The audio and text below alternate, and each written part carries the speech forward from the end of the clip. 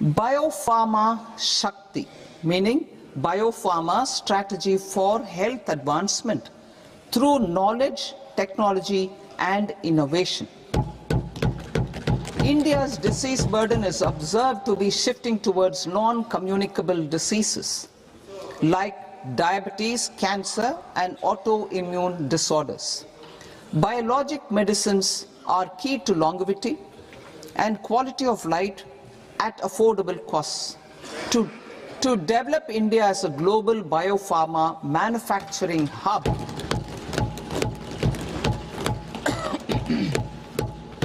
I propose the Biopharma Shakti with an outlay of 10,000 crores over the next 5 years. This will build the ecosystem for domestic production of biologics and biosimilars. The strategy will include a biopharma-focused network with 3 new national institutes of pharmaceutical education and research, popularly known as NIPERs, and upgrading 7 existing ones. It will also create a network of 1,000 accredited India clinical trials sites. We propose to strengthen the Central Drug Standard Control Organization to meet global standards and approve timeframes through approval timeframes through a dedicated scientific review cadre and specialists. India's Semiconductor Mission 1.0 expanded India's semiconductor sector capabilities. Building on this, we will launch ISM 2.0 to produce equipment and materials, design full-stack Indian IP, and fortify supply chains. We will also focus on industry-led research and training centers to develop technology and skilled workforce. The Electronics Components Manufacturing Scheme, launched in April 2025, with an outlay of 22,919 crores, already has investment commitments at double the targets. We propose to increase the outlay to 40,000 crores to capitalize on this momentum.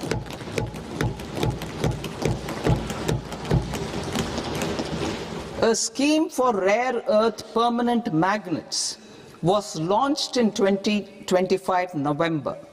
We now propose to support the mineral-rich states of Odisha, Kerala, Andhra Pradesh and Tamil Nadu to establish dedicated rare earth corridors to promote mining, processing, research and manufacturing. To enhance domestic chemical production and reduction in import dependency and reduce import dependency, we will launch a scheme to support states in establishing 3 dedicated chemical parks through challenge route on a cluster-based plug-and-play model. Strong capital goods.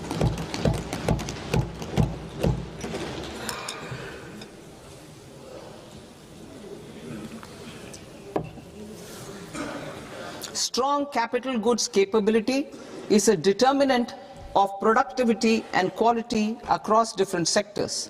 Towards building this capacity, I propose the following. High-tech tool rooms will be established by central public sector enterprises at 2 locations as digitally enabled automated service bureaus that locally design, test and manufacture high-precision components at scale and at lower cost. 2. A scheme for enhancement of construction and infrastructure equipments will be introduced to strengthen domestic manufacturing of high value and technologically advanced CIE.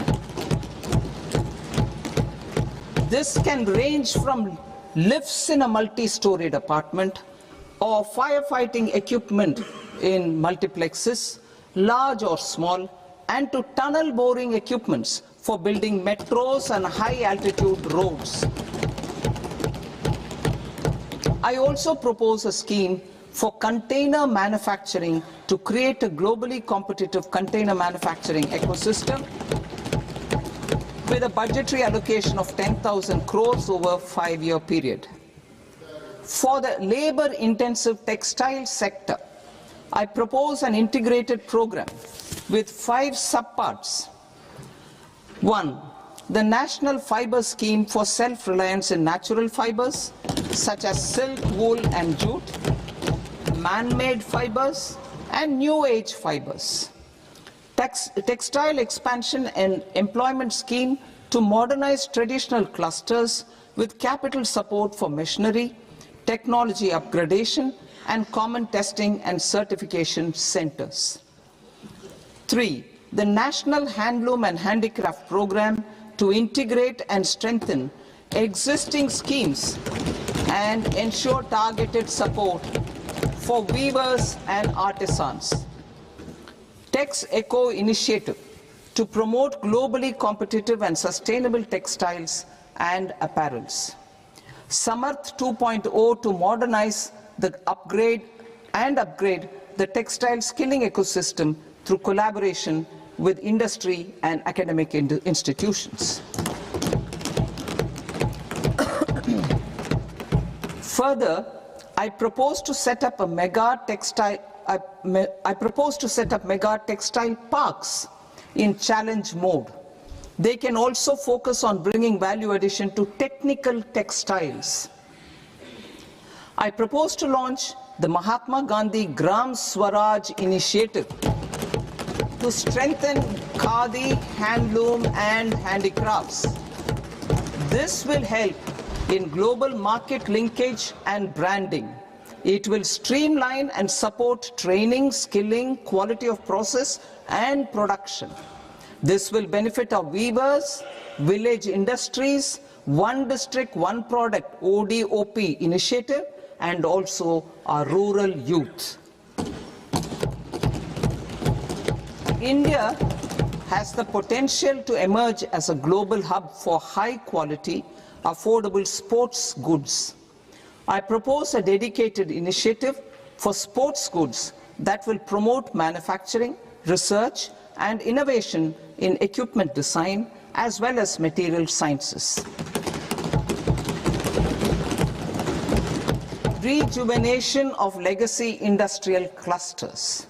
I propose to introduce a scheme to revive 200 legacy industrial clusters to improve their cost competitiveness and efficiency through infrastructure and technology upgradation. Creating champion SMEs and supporting micro enterprises. Recognizing MSMEs as a vital engine of growth, I propose a three-pronged approach to help them grow as champions. Equity support. I propose to introduce a dedicated 10,000 crores SME growth fund to create future champions, incentivizing enterprises based on select criteria. I also propose to top up the Self-Reliant India Fund set up in 2021 with 2,000 crores to continue support to micro enterprises and maintain their access to risk capital. Liquidity support. With TREDS, more than 7 lakh crore has been made available to MSMEs. To leverage its full potential, I propose 4 measures. 1.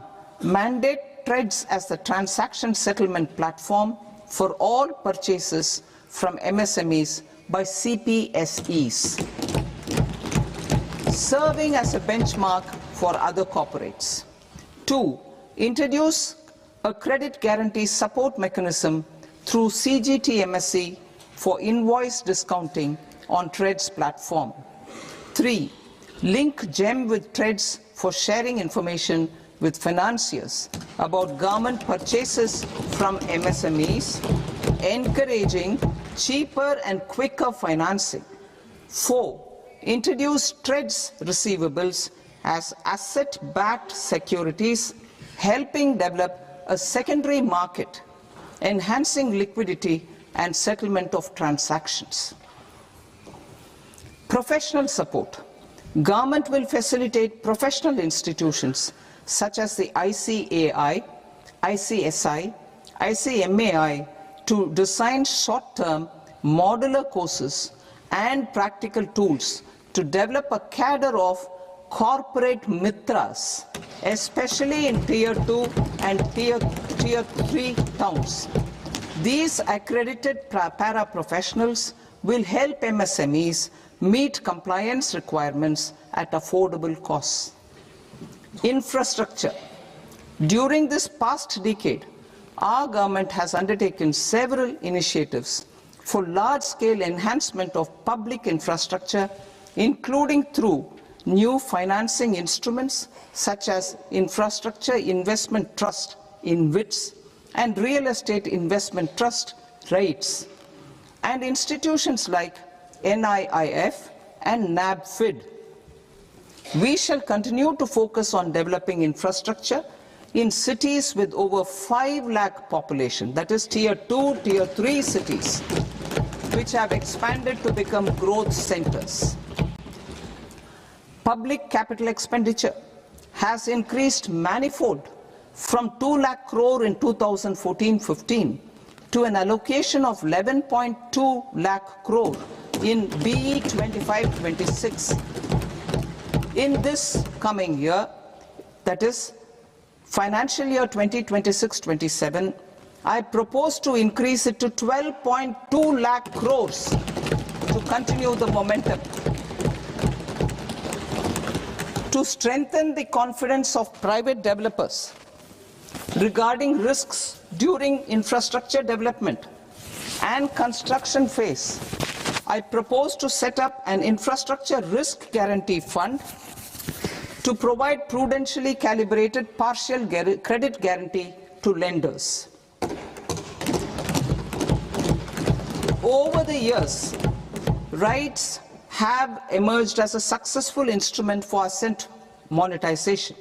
I propose to accelerate recycling of significant real estate assets of the CPSEs through the setting up of dedicated REITs. To promote environmentally sustainable movement of cargo, I propose to 1. Establish new dedicated freight corridors connecting Dankuni in the east to Surat in the west. Operationalize 20 new national waterways over the next 5 years, starting with National Waterways 5 in Orissa to connect mineral-rich areas of Talcher and Angul and industrial centers like Kalinga Nagar to the ports of Paradeep and Dhamra. Training institutes will be set up as regional centers of excellence for development of required manpower for these waterways. This will benefit youth in the entire stretch of the waterways to train and acquire skills. Further, a ship repair ecosystem catering to inland waterways will also be set up at Varanasi and Patna. And C, launch a coastal cargo promotion scheme for incentivizing a modal shift from rail to road to increase the share of inland waterways and coastal shipping from 6% to 12% by 2047.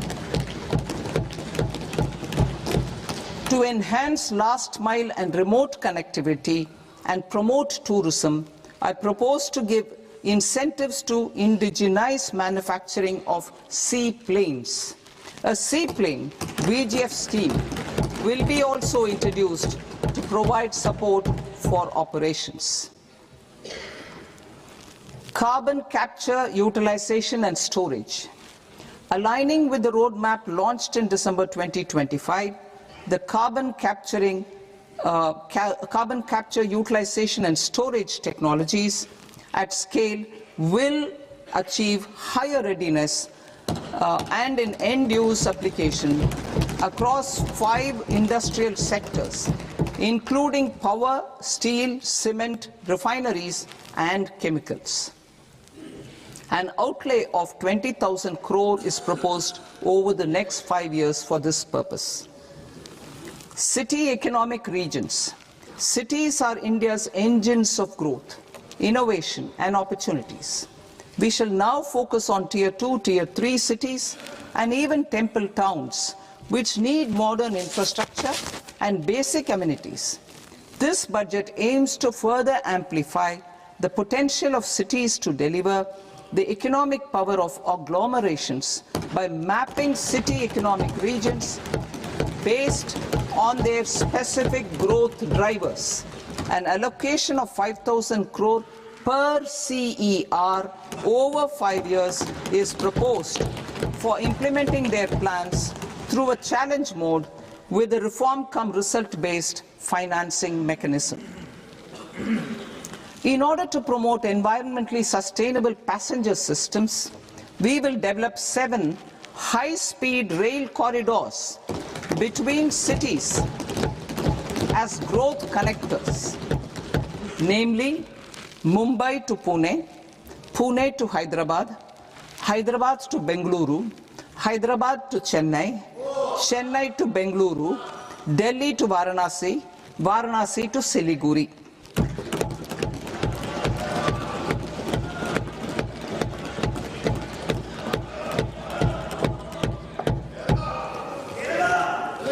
Financial sector.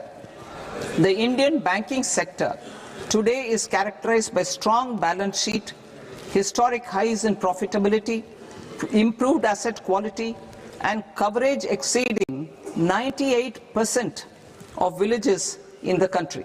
At this juncture, we are well placed to futuristically evaluate the measures needed to continue on the path of reform-led growth of this sector. I propose setting up a high-level committee on banking for Vikasit Bharat. High-level committee on banking for Vikasit Bharat to comprehensively review the sector and align it with India's next phase of growth, while safeguarding financial stability, inclusion, and consumer protection.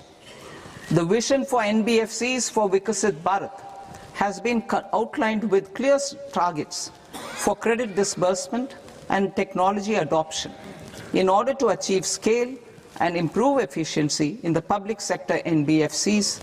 As a first step, it is proposed to restructure the Power Finance Corporation and Rural Electrification Corporation.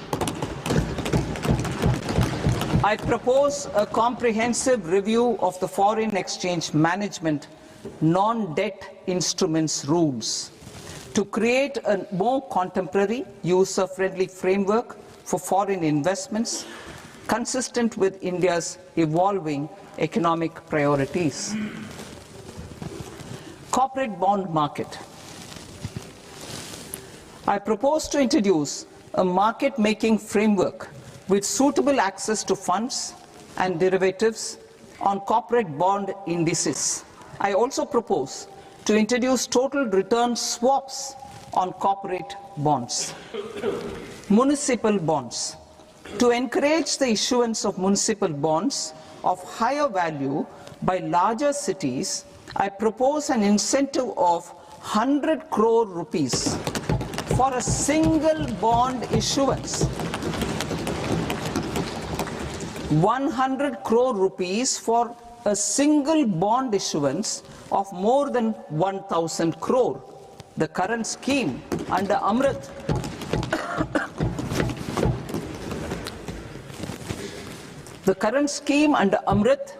which incentivizes issuances up to 200 crores only, will also continue to support smaller and medium towns. That will also continue to support the smaller and medium towns. Ease of doing business. Individual persons resident outside India, PROI, will be permitted to invest in equity instruments of listed Indian companies through the Portfolio Investment Scheme.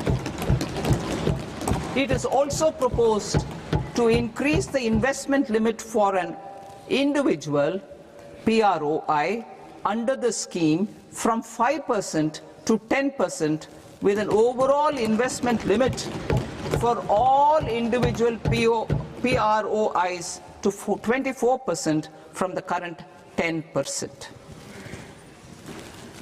Emerging technologies including AI. 21st century is technology-driven. Adoption of technology is for the benefit of all people. Farmers in the field, women in STEM, youth keen to upskill, and Divyangjan to access newer opportunities. The government has taken several steps to support new technologies through AI Mission, National Quantum Mission, Anusandhan National Research Fund, and Research and Development and Innovation Fund. Our second kartavya is to fulfill aspirations and build capacities. Close to 25 crore individuals have come out of multi-dimensional poverty through a decade of our government's sustained and reform-oriented efforts.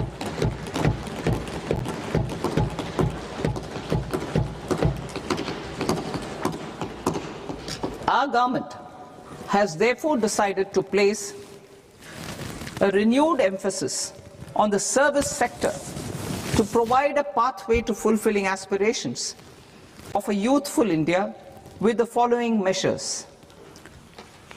I propose to set up a high-powered Education to Employment and Enterprises Standing Committee to recommend measures that focus on services sector as a core driver of Vikasit Bharat. This will make us a global leader in services with a 10% global share by 2047.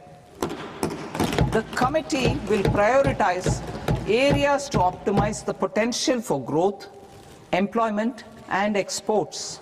They will also assess the impact of emerging technologies, including AI, on jobs and skill requirements and propose measures thereof. To create a range of skilled career pathways, a new range of skilled career pathways for our youth, I propose interventions in the following sectors. Health. Existing institutions for allied health professionals will be upgraded and new AHP institutions established in private and government sectors. This will cover 10 selected disciplines, including optometry, radiology, anesthesia, OT technology, applied psychology and behavioral health, and add 1 lakh AHPs over the next 5 years. A strong care system covering geriatric and allied care services will be built. A variety of NSQF-aligned programs will be developed to train multi-skilled caregivers, combining core care and allied skills such as wellness, yoga, and operation of medical assistive devices. In the coming year, 1.5 lakh caregivers will be trained.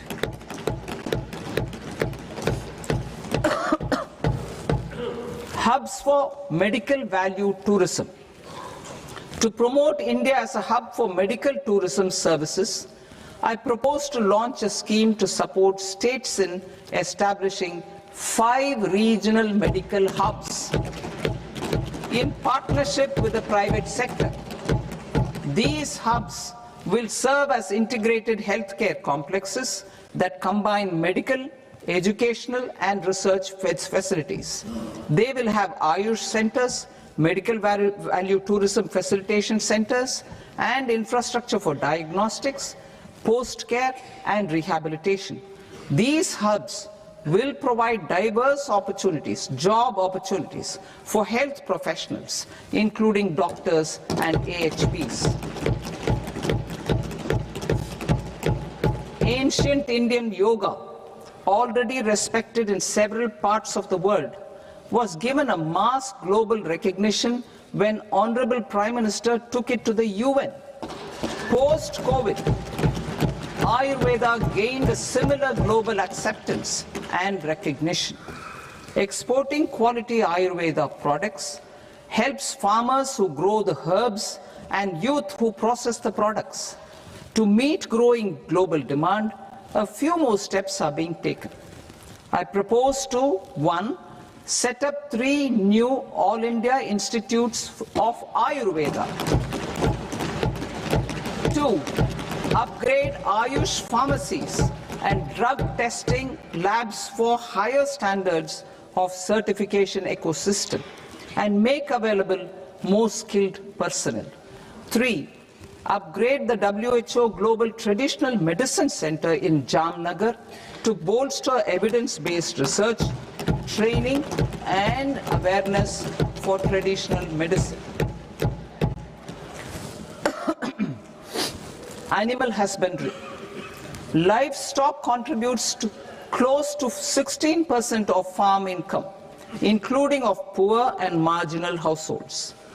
To scale up availability of veterinary professionals by more than 20,000, I propose to roll out a loan-linked capital subsidy support scheme for establishment of veterinary and para-veterinary colleges, veterinary hospitals, diagnostic laboratories, and breeding facilities in private sector. Collaboration between Indian and foreign institutions will also be facilitated. Orange economy. India's animation, visual effects, gaming and comics sector, ABGC sector, is a growing industry projected to require 2 million professionals by 2030. I propose to support the Indian Institute of Creative Technologies, Mumbai, in setting up ABGC content creator labs in 15,000 secondary schools all over the country and 500 colleges. The Indian design industry is expanding rapidly, and yet there is a shortage of Indian designers. I propose to establish, through Challenge Route, a new National Institute of Design to boost design education and development in the eastern region of India. Education. Our government will support states through Challenge Route in creating 5 university townships in the vicinity of major industrial and logistics corridors. These planned academic zones will host multiple universities, colleges and research institutions, skill centers and residential complexes. In higher education, STEM institutions, prolonged hours of study and laboratory work pose some challenges for girl students. Through VGF, Viability Gap Funding and capital support, 1 girls' hostel will be established in every district.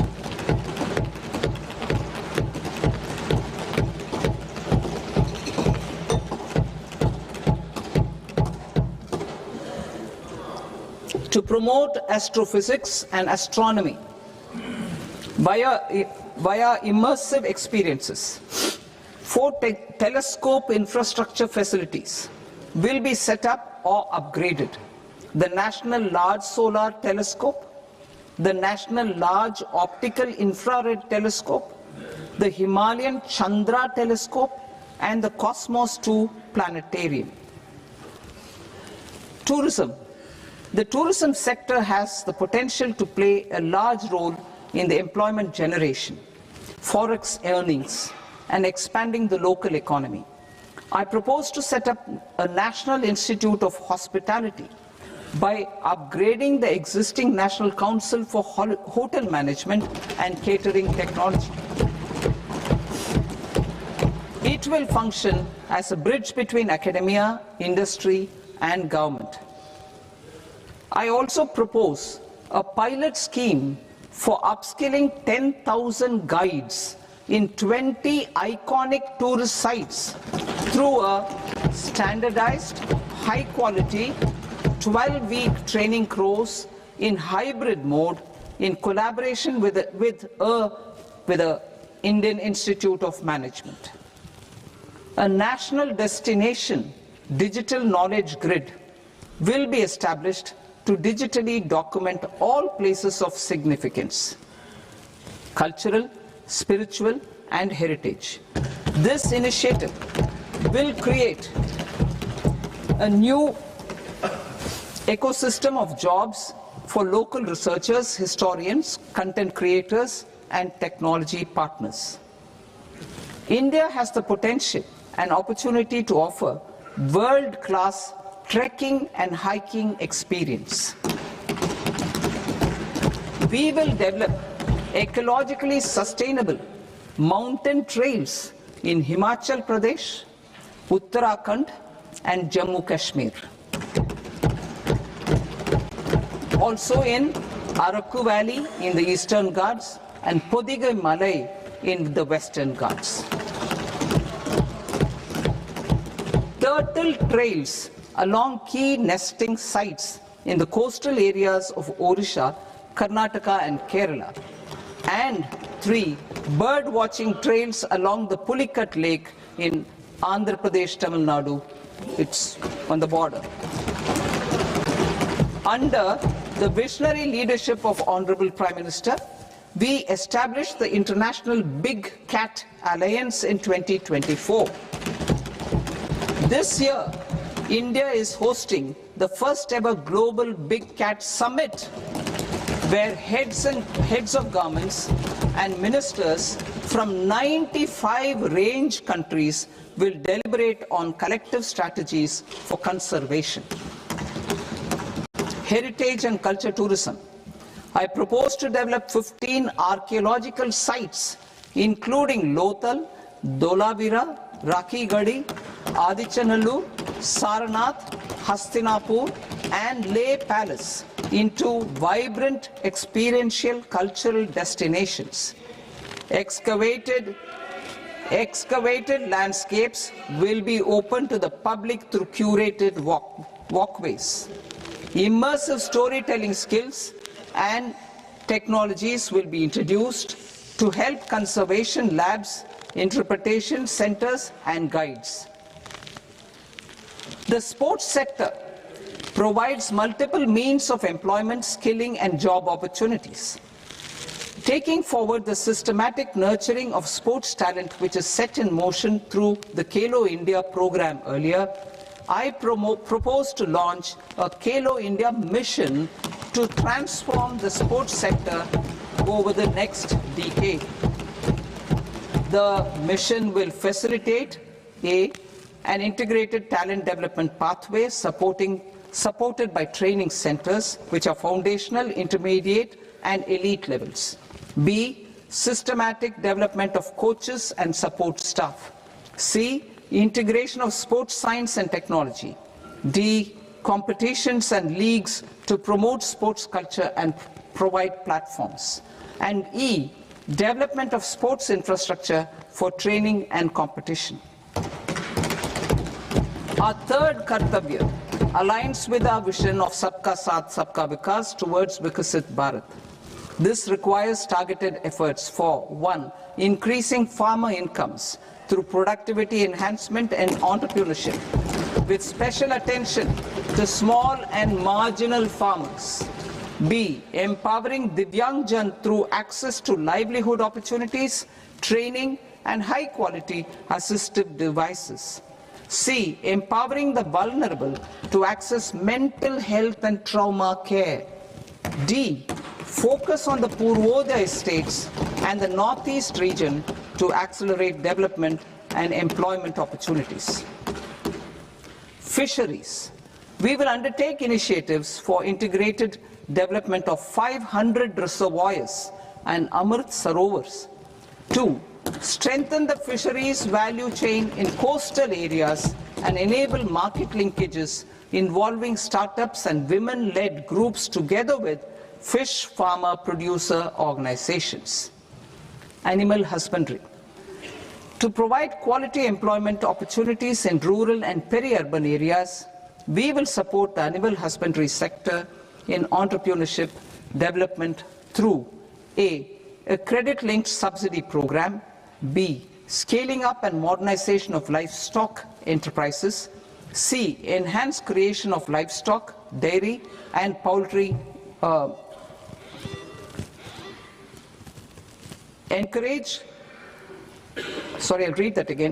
creation of livestock, dairy and poultry focused integrated value chains. And D, encourage creation of livestock farmer producer organizations. High value agriculture. To diversify farm outputs, increase productivity, enhance farmers' incomes, and create new employment opportunities, we will support high-value crops such as coconut, sandalwood, cocoa, cashew in the coastal areas, agar trees in northeast, and nuts such as almonds, walnuts, and pine nuts in our hilly regions. All of them will be supported. India is the world's largest producer of coconuts. About 30 million people, including nearly 10 million farmers, depend on coconuts for their livelihood.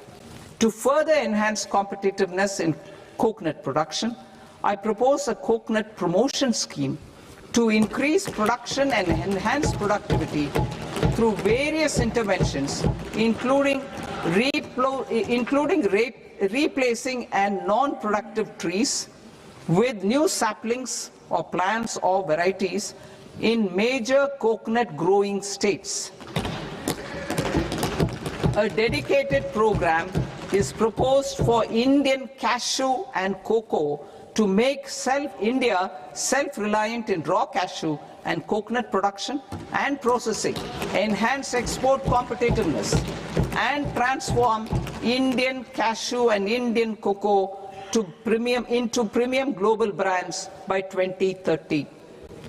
Sandalwood. Sandalwood is closely linked to India's social and cultural heritage. Our government will partner with state governments to promote focused cultivation and post-harvest processing to restore the glory of the Indian sandalwood ecosystem, to rejuvenate old, low-yielding orchards, and expand high-density cultivation of walnuts, almonds, and pine nuts. We will support a dedicated program to enhance farmer incomes and in bringing value addition by engaging youth. Bharat Vistar, that is virtually integrated system to access agricultural resources. I propose to launch Bharat Vistar, a multilingual AI tool that shall integrate the AgriStack portals and the ICAR package on agricultural practices with AI systems. This will enhance farm productivity, enable better decisions for farmers, and reduce risk by providing customized advisory support. She Marts for rural women-led enterprises. Building on the success of Lakpati Didi program, I propose to help women take the next step from credit-linked livelihoods to being owners of enterprises. Self-help entrepreneur, She Marts will be set up as community-owned retail outlets within the cluster-level federations through enhanced and innovative financing instruments. Empowering Divyangjan. Divyangjan Kaushal Yojana. Information technology, AVGC sectors, hospitality and food and beverages sectors often offer task-oriented and process-driven roles which are suitable for Divyangjan. We will ensure dignified livelihood opportunities through industry-relevant and customized training specific to each Divyangjan group. Divyang Sahara Yojana. Timely access to high-quality assistive devices for all eligible Divyangjan is a fundamental need.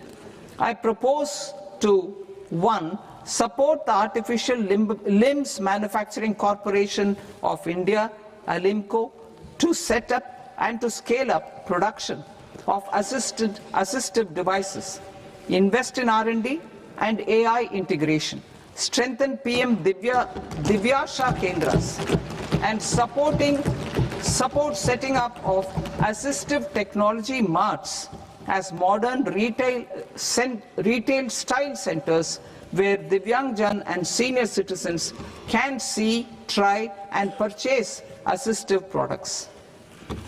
Reaffirming our commitment to mental health and trauma care. There are no national institutes for mental health care in North India.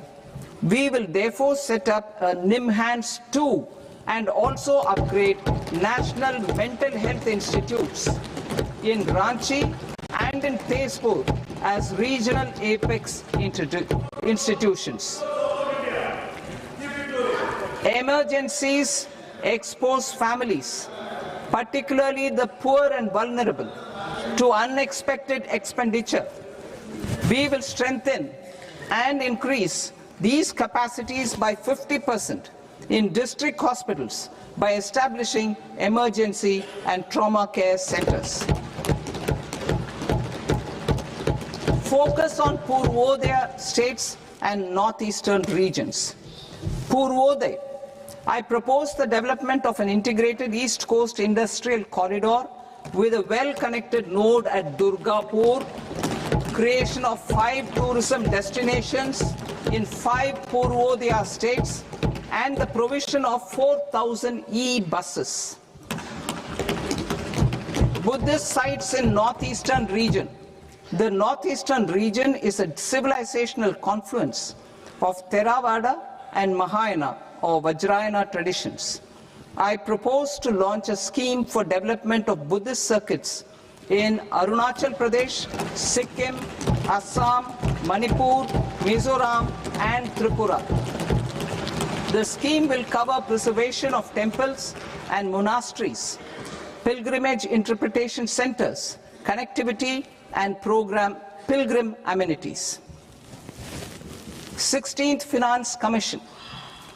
On 17th November 2025, the 16th Finance Commission submitted its report to the President. As mandated under Article 281 of the Constitution, the government is to lay the report along with the explanatory memorandum on the action taken report on the recommendations of the Commission in Parliament, which, Sir, Honourable Speaker, you've allowed me to do at the commencement of this session. The government has accepted the recommendation of the Commission to retain the vertical share of devolution at 41%. As recommended by the Commission, I have provided 1.4 lakh crores of rupees to the states for the year 2026-2027 as Finance Commission grants. These include rural and urban local body and disaster management grants. Fiscal consolidation.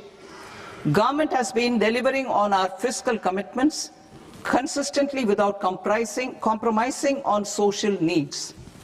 To strive towards accepted standards of fiscal management in Budget 25-26, I had indicated that the central government would target reaching a debt to GDP ratio of 50 plus or minus 1% by 2030-31.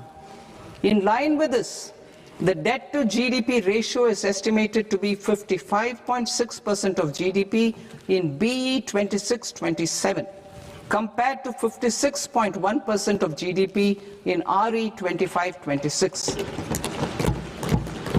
A declining debt to GDP ratio will gradually free up resources for priority sector lending and expenditure by reducing the outgo on interest payments. One of the main operational instruments for debt targeting is the fiscal deficit. I am happy to inform this august House that I fulfilled my commitment made in 2021-2022 to reduce fiscal deficit below 4.5% of GDP by 25-26. In RE 25-26, the fiscal deficit has been estimated at par with BE of 25-26 2025-26 at 4.4% of GDP. In line with the new fiscal prudence path of debt consolidation, the fiscal deficit in BE 26-27 is estimated to be 4.3% of the GDP.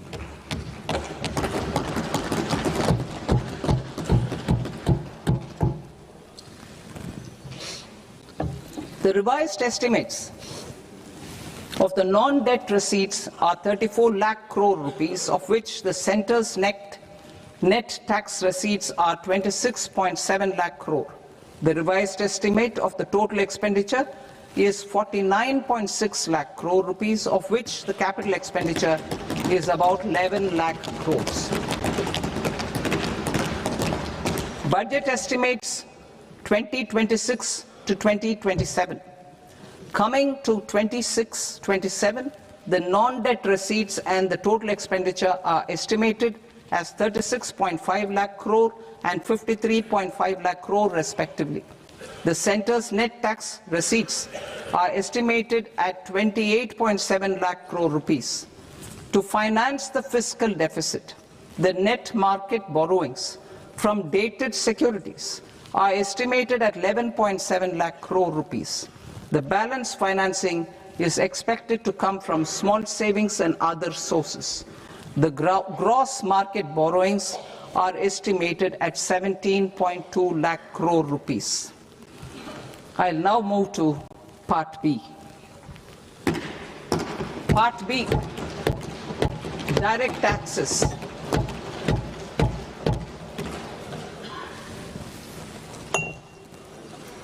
Honorable Speaker, sir, I now present my proposals on direct taxes. New Income Tax Act. In July 2024, I announced a comprehensive review of the Income Tax Act 1961. This was completed in a record time, and the Income Tax Act 2025 will come into effect from 1st April 2026.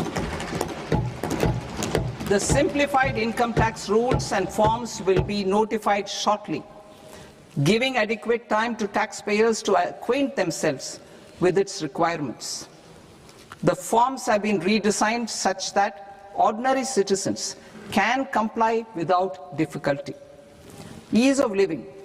I propose that any interest awarded by the Motor Accident Claims Tribunal to a natural person will be exempt from income tax, and any TDS on this account will be done away with.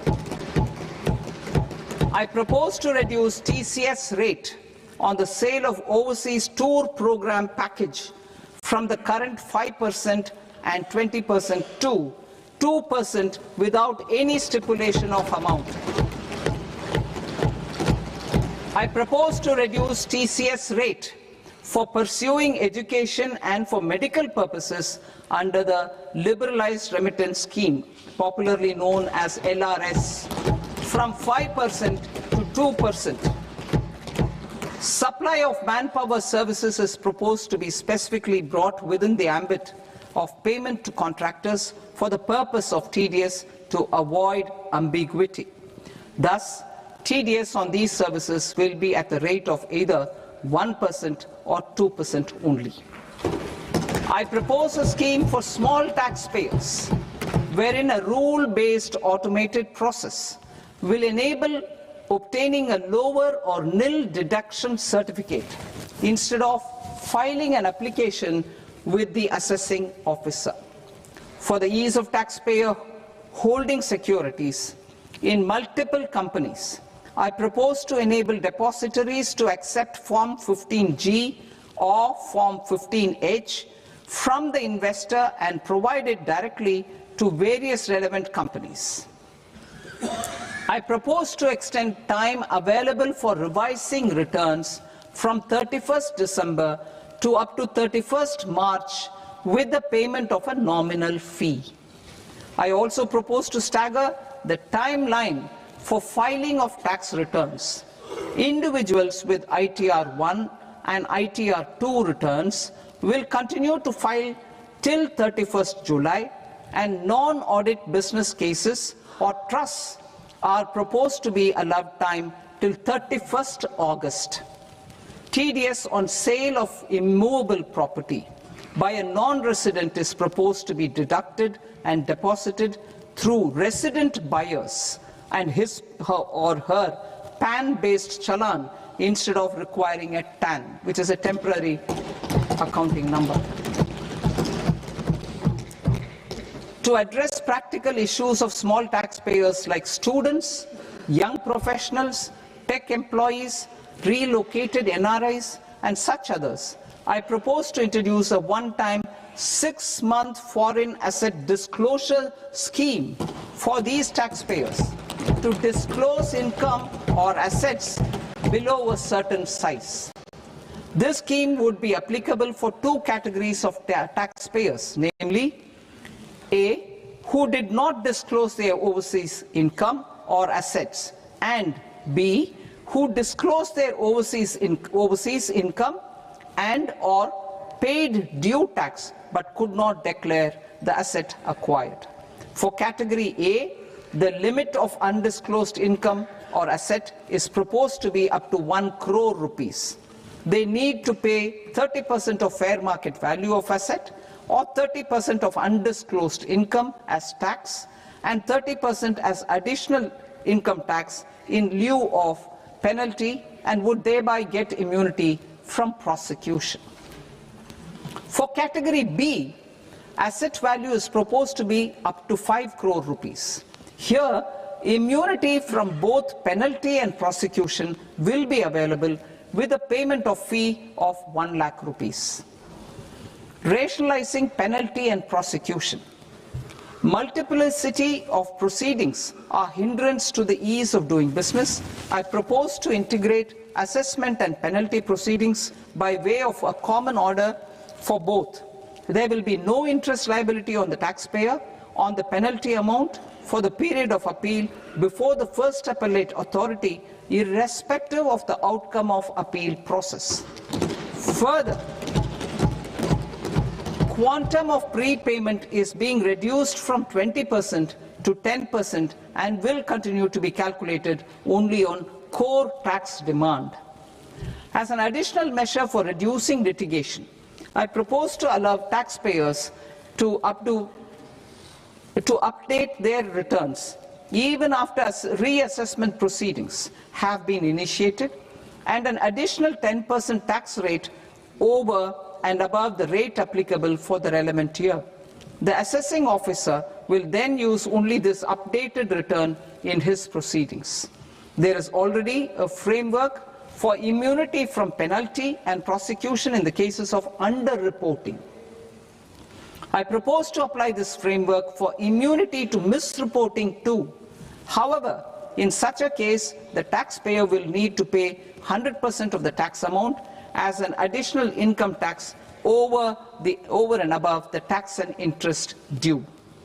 Penalties for certain technical defaults, such as failure to get accounts audited, non-furnishing of transfer pricing audit report, and default in furnishing statement for financial transactions are proposed to be converted into fee.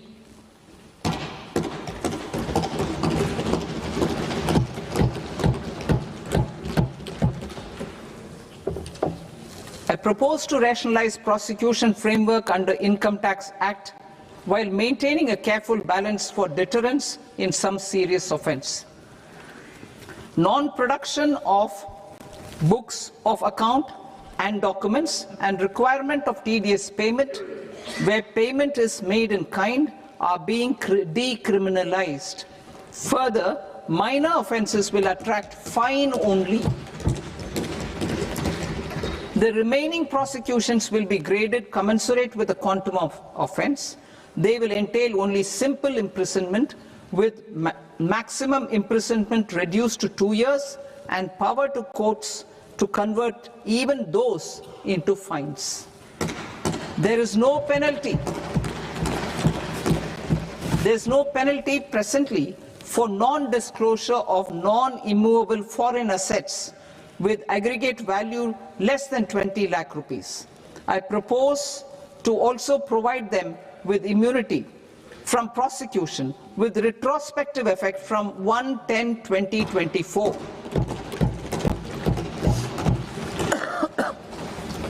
Cooperatives. Deduction is already allowed to a primary cooperative society engaged in supplying milk, oilseeds, fruits or vegetables raised or grown by its members. I propose to extend this deduction to also include supply of cattle feed and cotton seed produced by its members. I propose to allow inter-cooperative society dividend income as deduction under the new tax regime to the extent it is further distributed to its members. I further propose to allow exemption for a period of 3 years to dividend income received by a notified national cooperative federation on their investments made in companies up to 31/1/2026. This exemption would be allowed only for dividends further distributed to its member cooperatives. Supporting IT sector as India's growth engine. India is a global leader in software development services, IT-enabled services, knowledge process outsourcing services, and contract R&D services relating to software development. These businesses and their segments are quite interconnected with each other. All these services are proposed to be clubbed under a single category of information technology services with a common safe harbor margin of 15.5% applicable to all. The threshold for availing safe harbor for IT services is being enhanced substantially from 300 crore rupees to 2,000 crore rupees. Safe harbor for IT services shall be approved by an automated rule-driven process without any need for tax officer to examine and accept the application. Once applied by an IT services company, the same safe harbor can be continued for a period of 5 years at a stretch at its choice. For IT services companies who want to conclude advanced pricing agreement, APA, I propose to fast-track unilateral APA process for IT services and endeavor to conclude it within a period of 2 years. The period of 2 years can be extended by a further period of 6 months on taxpayers' request.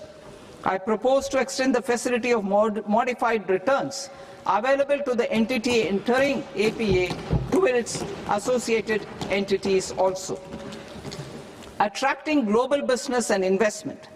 Recognizing the need to enable critical infrastructure and boost investment in data centers, I propose to provide tax holiday till 2047 to any foreign company that provides cloud services to customers globally by using data center services from India. It will, however, need to provide services to Indian customers through an Indian reseller entity. I also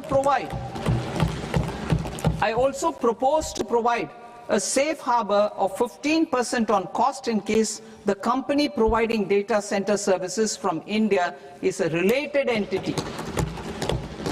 To harness the efficiency of just-in-time logistics for electronic manufacturing, I propose to provide safe harbor to non-residents for component warehousing in a bonded warehouse at a profit margin of 2% of the invoice value. The resultant tax of about 0.7% will be much lower than in competing jurisdictions. To provide fillip to toll manufacturing in India, I propose to provide exemption from income tax for 5 years to any non-resident who provides capital goods, equipment or tooling to any toll manufacturer in a bonded zone. To encourage vast pool of global talent to work in India for a longer period of time, I propose to provide exemption to global, non-India sourced income of a non-resident expert for a stay period of 5 years under notified schemes. I propose to provide exemption from minimum alternate tax, the MAT, to all non-residents who pay tax on presumptive basis. Tax administration. I propose to constitute a joint committee of Ministry of Corporate Affairs and Central Board of Direct Taxes for incorporating the requirements of income computation and disclosure standards, the ICDS, in the Indian Accounting Standards Ind AS itself. Separate accounting requirement based on ICDS will be done away with from the tax year 27-28. To support Prime Minister Modi's vision of homegrown accounting and advisory firms to become global leaders, I propose to rationalize the definition of accountant for the purposes of safe harbor rules. Other tax proposals. Change in taxation of buyback was brought in to address the improper use of buyback route by promoters. In the interest of minority shareholders, I propose to tax buyback for all types of shareholders as capital gains. However, to disincentivize misuse of tax arbitrage, promoters will pay an additional buyback tax. This will make effective tax 22% for corporate promoters. For non-corporate promoters, the effective tax will be 30%. TCS rate for sellers of specific goods, namely alcoholic liquor, scrap and minerals, will be rationalized to 2%, and that on tendu leaves will be reduced from 5% to 2%. I propose to raise the STT on futures to 0.05% from the present 0.02%. STT on options premium and exercise of options are both proposed to be raised to 0.15% from the present rate of 0.1% and 0.125% respectively. We reformed the taxation landscape for corporates in 2019 by providing them a simplified regime with lower tax rate so that they could productively focus on business rather than on claim of deductions and exemptions. To encourage companies to shift to the new regime, set off of brought forward MAT credit, minimum alternate tax credit, is proposed to be allowed to companies only in the new regime. Set off using available MAT credit is proposed to be allowed to an extent of 1/4 of the tax liability in the new regime.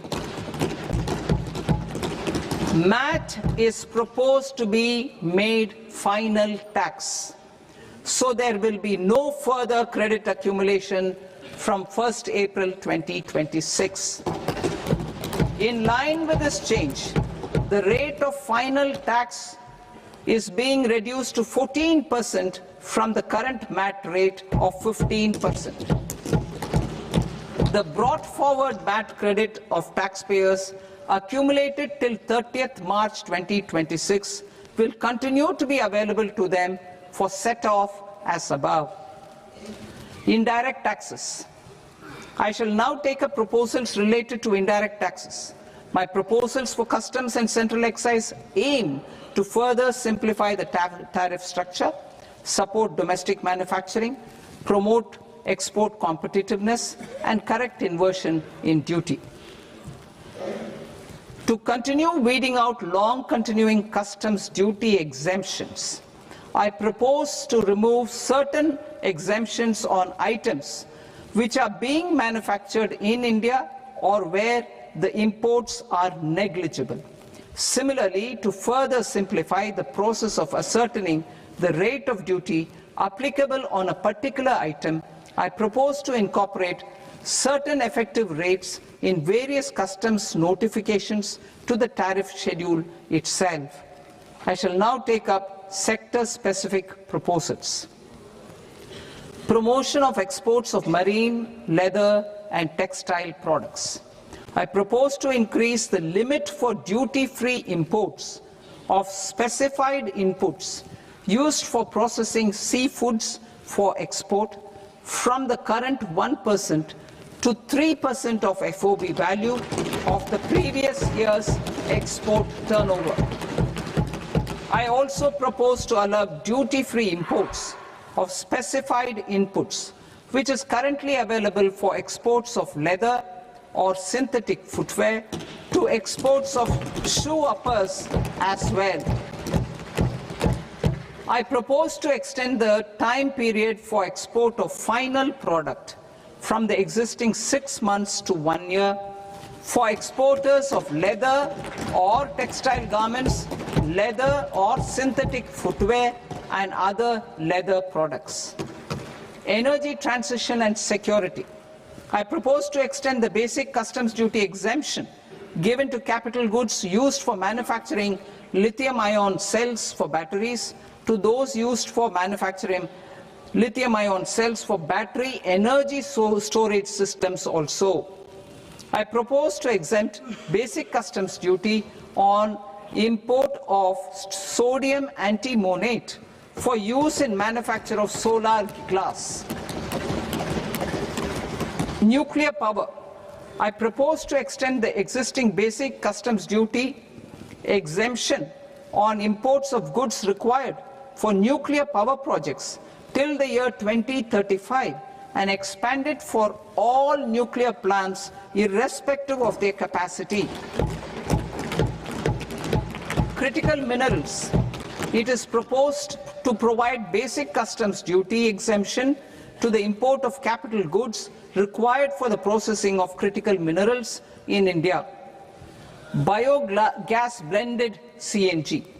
I propose to exclude the entire value of biogas while calculating the central excise duty payable on biogas blended CNG. Civil and defense aviation. I propose to exempt basic customs duty on components and parts required for the manufacture of civilian training and other aircrafts.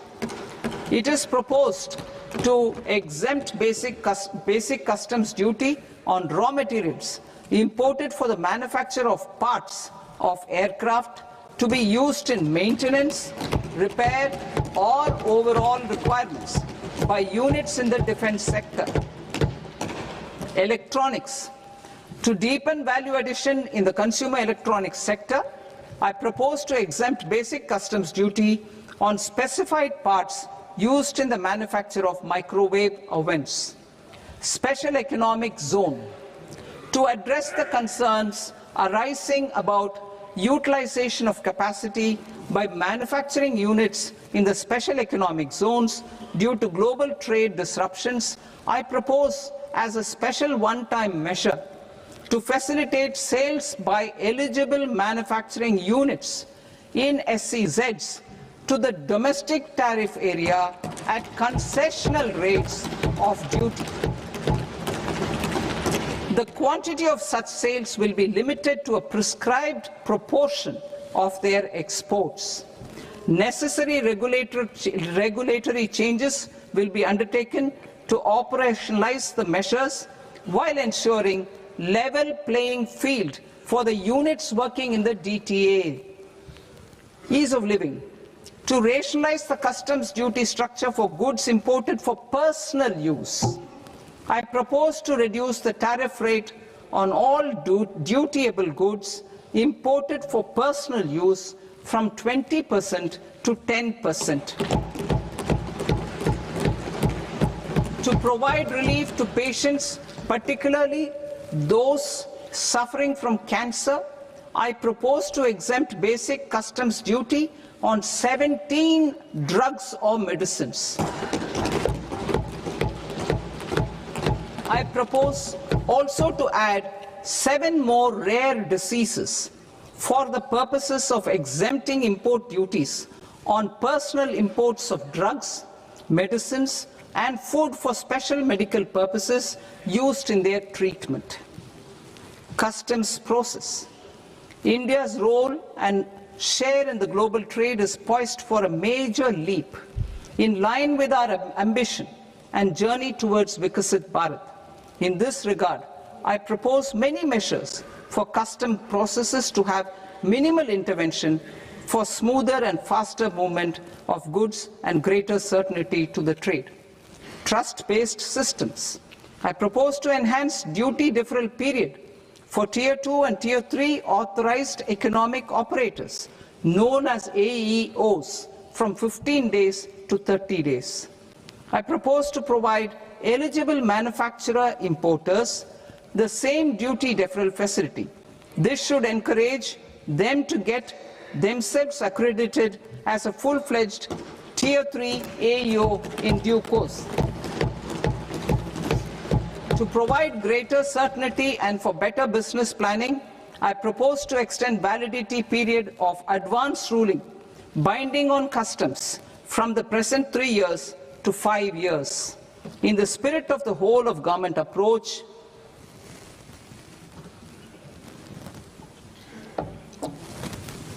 government agencies will be encouraged to leverage AEO accreditation for preferential treatment in clearing their cargo.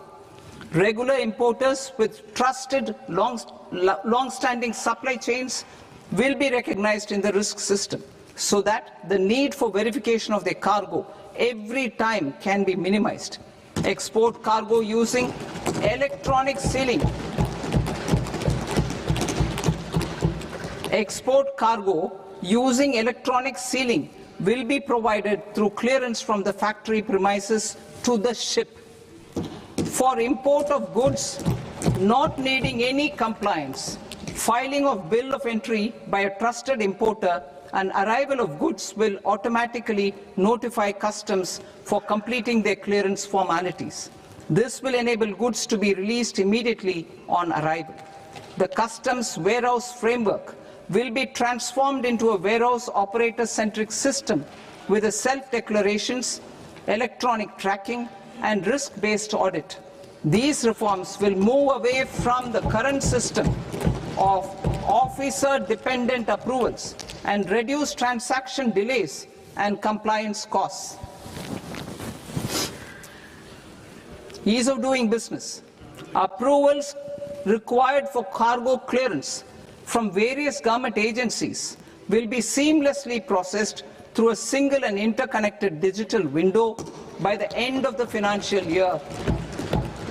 Processes involved in clearance of food, drugs, plant, and animal and wildlife products, accounting for about 70% of interdicted cargo, will be operationalized on this system by April 2026 itself.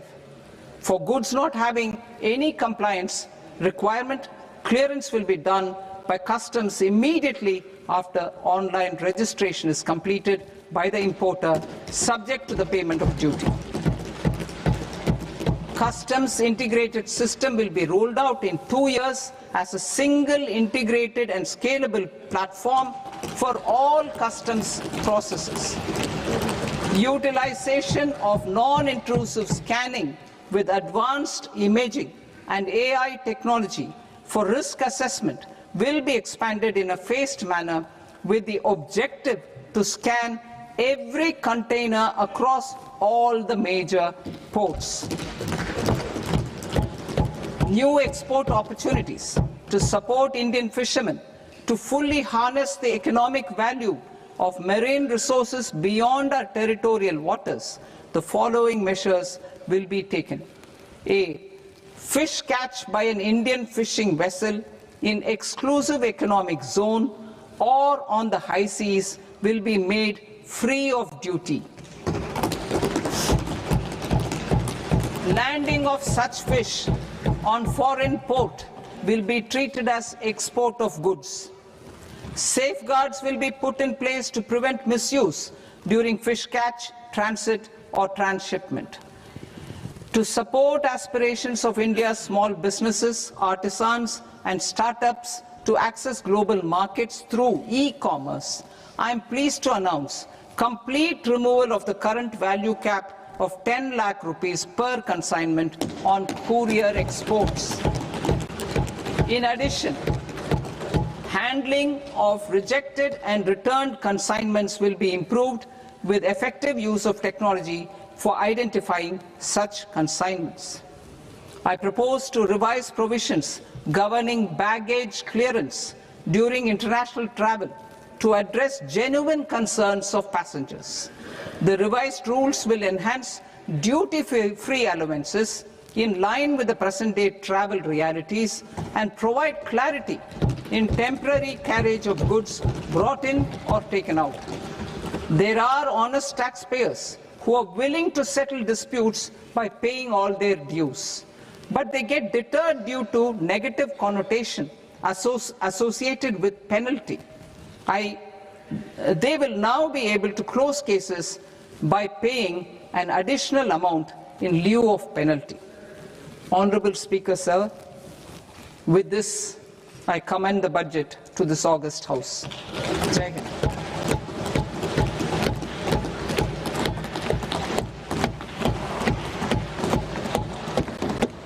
One and a half hours. Item number 3 माननीय वित्त मंत्री जी।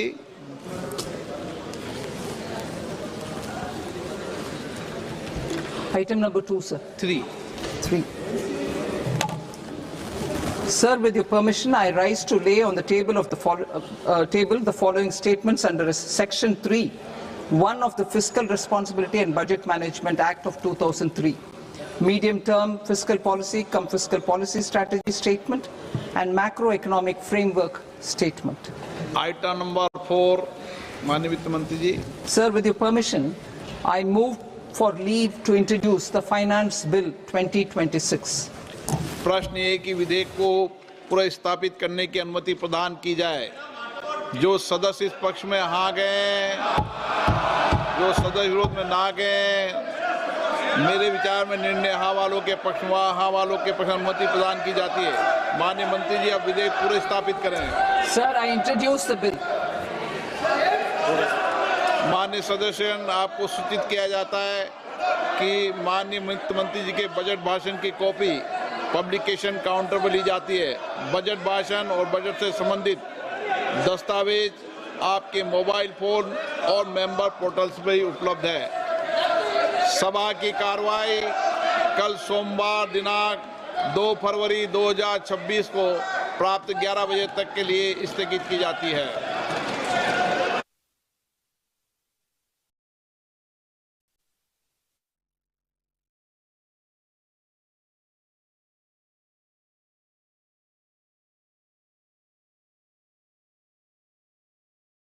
Make a move with Hostinger's sale.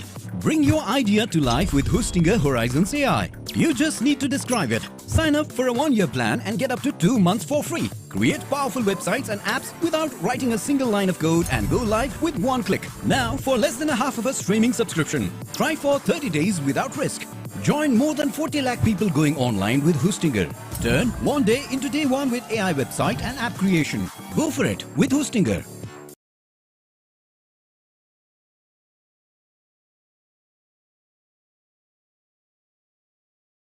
नमस्कार दोस्तों, साल 1999 Russia के doctor एंस मुल्दाशेव अपनी team के साथ तिब्बत पहुंचते हैं। यहाँ ये आए थे एक एक्सपीडिशन पर, दुनिया के सबसे मिस्टीरियस पहाड़ की खोज में, कैलाश पर्वत। कई हफ्तों की एक्सपीडिशन के बाद जब ये रशिया वापस लौटे तो इन्होंने कुछ ऐसे दावे किए जिन्होंने पूरी दुनिया को हिलाकर रख दिया। मुल्दाशेव ने कहा, कुछ साल पहले 4 साइबेरियन क्लाइंबर्स ने कैलाश पर चढ़ने की कोशिश की थी और 1-1.5 साल के अंदर वो चारों बूढ़े होकर मर गए। इन्हीं के एक टीम मेंबर सर्जी सेलिवरस्टोव ने कहा, कैलाश पर्वत एक टाइम मशीन है। यहाँ समय अलग तरीके से चलता है और उम्र ज्यादा जल्दी बढ़ती है।